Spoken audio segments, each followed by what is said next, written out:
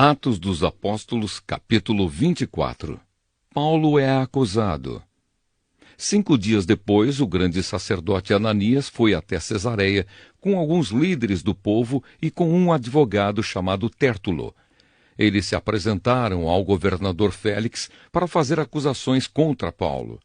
Depois que Paulo foi chamado, Tértulo começou a acusação dizendo: Excelentíssimo senhor governador, o seu governo nos tem trazido um longo tempo de paz, e graças à sua sábia administração, muitas reformas necessárias estão sendo feitas para o bem deste povo.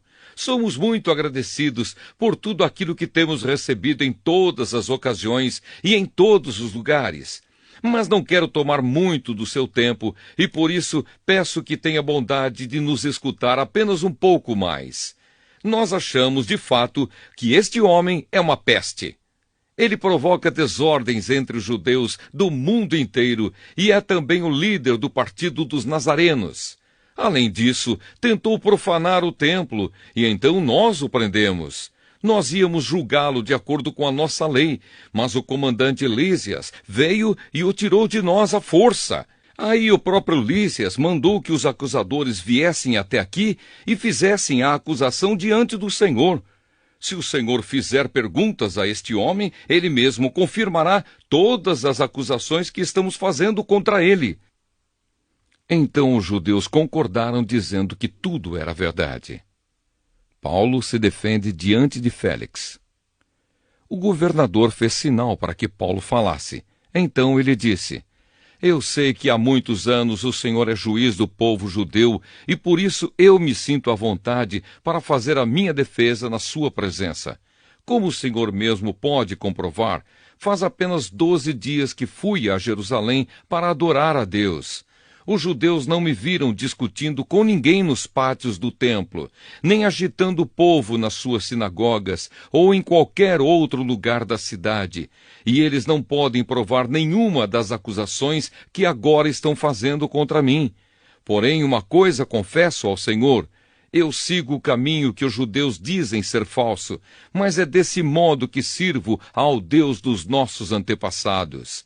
Creio em tudo o que está escrito na lei de Moisés e nos livros dos profetas. Eu e os meus acusadores temos esta mesma esperança em Deus. Todos vão ressuscitar, tanto os bons como os maus. Por isso faço tudo para sempre ter a consciência limpa diante de Deus e das pessoas.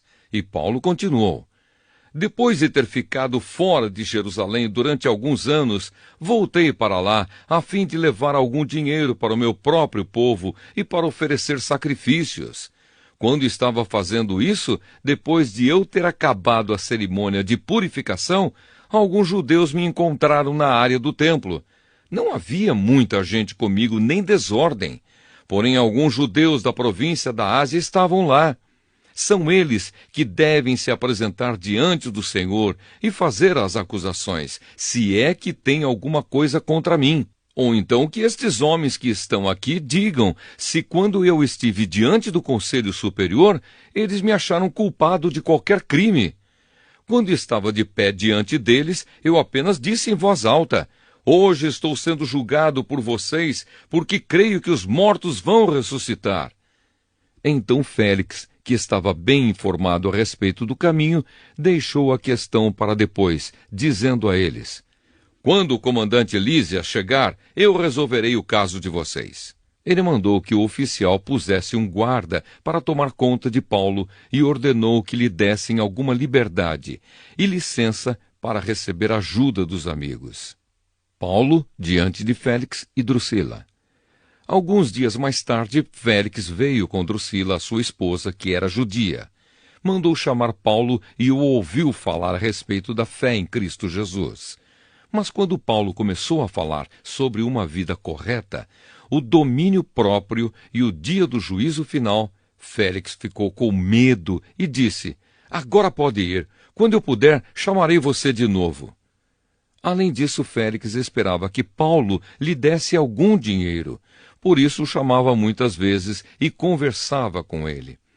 2 anos depois, Pórcio Festo ficou no lugar de Félix como governador. Félix queria agradar os judeus, por isso, ao sair, deixou Paulo na prisão.